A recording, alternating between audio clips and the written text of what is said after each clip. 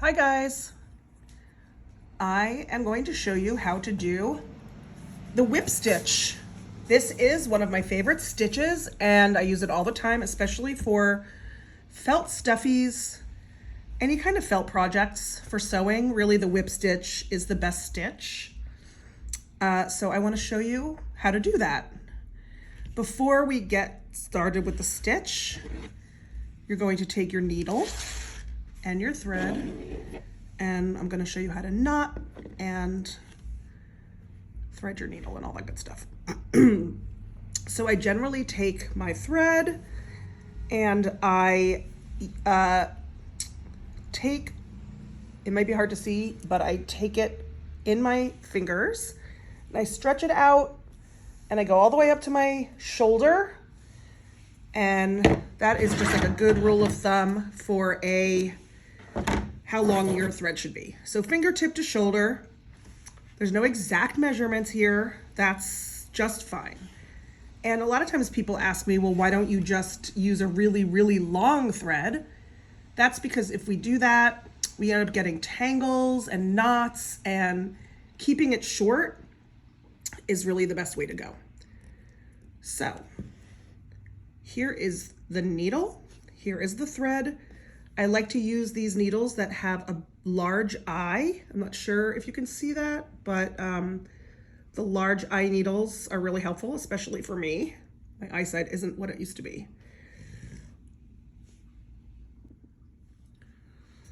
So, and yes, I actually did lick the tip of the thread to get it so I can put it right through that eye. Sometimes it takes a few tries. If you really can't get it, something that helps is if you just take your scissors and you give it a snip, and that can help you get it into the eye easier. So now you're gonna double your thread over, like so. And one thing that you always have to remember is when you start your project, you must have a knot at the end of your thread. You have to have a knot when you start your work, and you have to have a knot when you finish your work. Those two things are important. And I'm going to show you how to make a really cool knot that I recently learned, and I'm going to do it a couple times. So you take your needle and the eye and you face it one direction. You take the ends of your thread, you place it right on top of your needle with the ends facing your eye. So not like this, but sort of opposite, if you could see that. Okay. Now you hold that tail down on top of your needle and you wrap the thread around the needle a few times. I don't know, 4 or 5. And then you turn it upside down like that and you grab it where you did the wraps, and you take your nail and you pull all of those down off the end of the needle, and don't let go. If you let go, it won't happen. But if you pull it all the way down and don't let go, look what happens. You get a beautiful knot at the end of your thread, which is what you want before you start sewing. I'm going to do it again. So you're going to take your needle, face it one way, take the ends of your needle. Actually, I'm going to cut that knot off so you can get a better idea.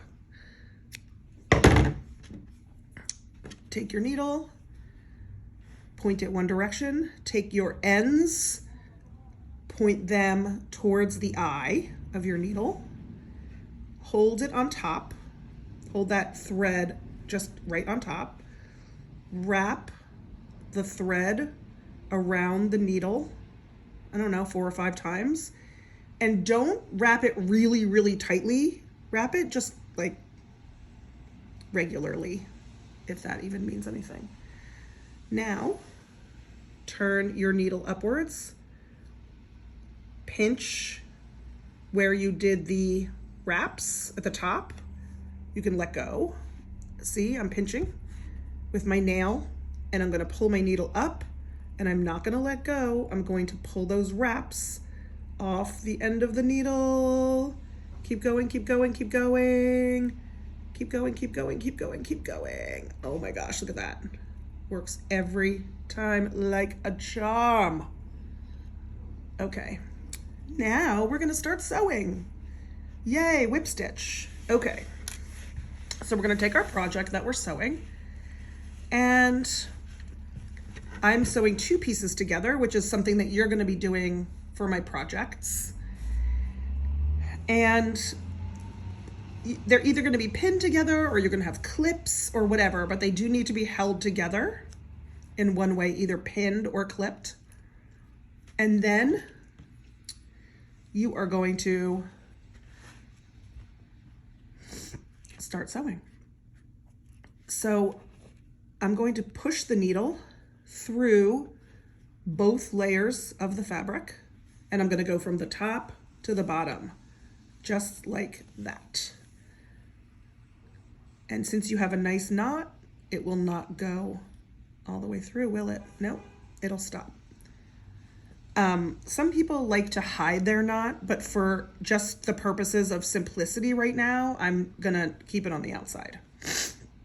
Okay, so now once you've done that, you're gonna come back up, push your needle down into both layers again, pull your needle through, and I always pull it a little tight when I get there.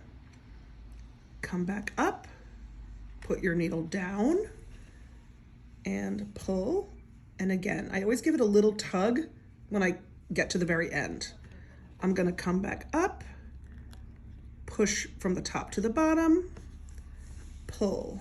Now, one way that I like to show this to kids who have never done it before, and it works every time, is I tell them to bring their work to the edge of the table like this and let it hang off a little bit. If you let it hang off a little bit, it's just a little easier because there's nothing blocking the fabric underneath.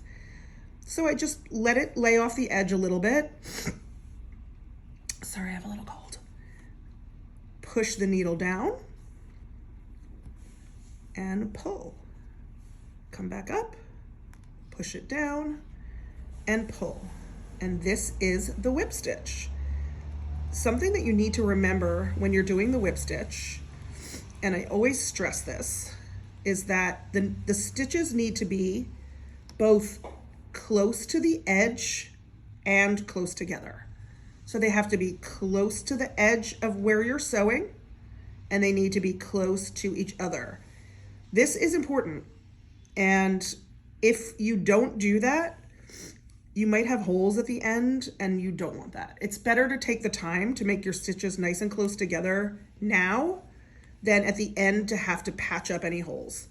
So I recommend just really taking your time, going slowly and evenly. And since I'm coming to the edge here, I'm just gonna turn it a little bit, keep it right off the edge of the table, and just keep going. It's not hard, and it does take a little bit of time, but I find it incredibly relaxing to do this. I don't know, some people really want to finish it like really fast, and then they start making their stitches really big, and then I'm like, no, you have to go back, and you have to do it the right way, because if you make your stitches too big, you'll have holes, and you'll have to go back.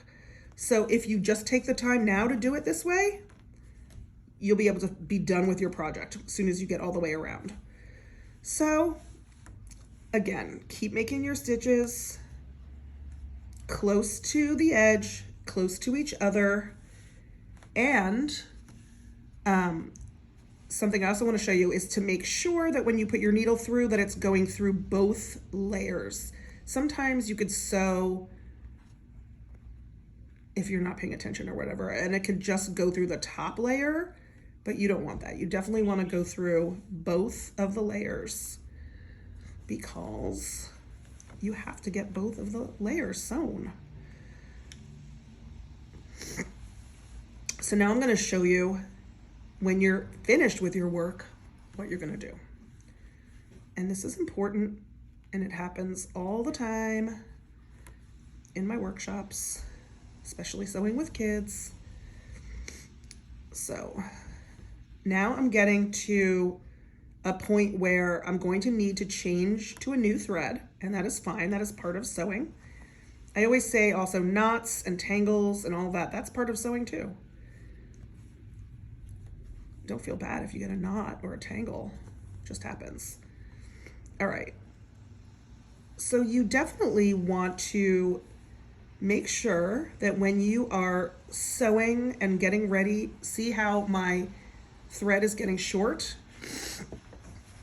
I want to make a knot, because remember, you knot it at the beginning and the end of your work, and I am going to put a new thread on. So before I do that, I'm going to need to knot it, and then I'll get a new thread. So the way that you knot it when it's at the end is you put your needle down just like you're going to make a regular stitch. But before you pull it all the way down, you put your needle through that loop and pull, and you just made a knot. Oh my gosh. I'm going to show you that again. You're going to come up, go down.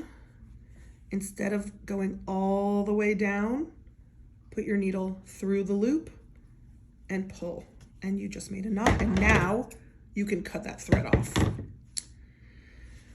So I'm going to show you how to put on a new thread.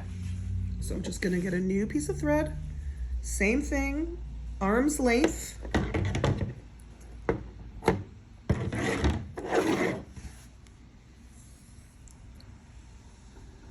Put it through the needle, give it a little clip if you need to, give it a lick if you need to. That's like a real grandma thing, right? That's what my grandma used to do.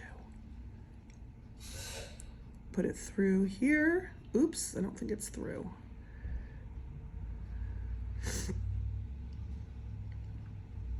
Okay, double it over so that you have 2 threads. Now, I'm going to show you how to make that funky knot again. Okay. Your needle is going to go to the left, like this, with the eye over here. I'm going to take the ends, I'm going to lay them on top of the needle, and I'm going to wrap the threads around a few times. Now, I'm going to point my needle up, I'm going to pinch these wraps, I'm going to pull my needle up, and I'm going to pull those wraps off the needle and all the way down the thread, all the way down. Keep going, keep going, keep going. And now I've got my knot. Beautiful. Okay. Now I'm going to just start again.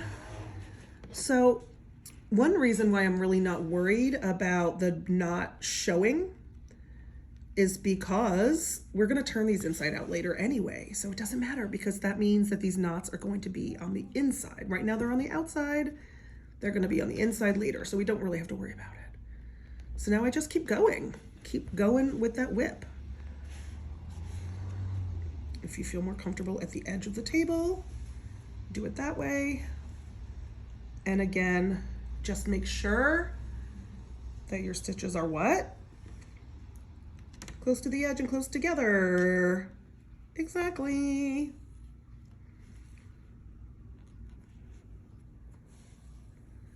And this, my friends, is the whip stitch. So I am going to finish up now.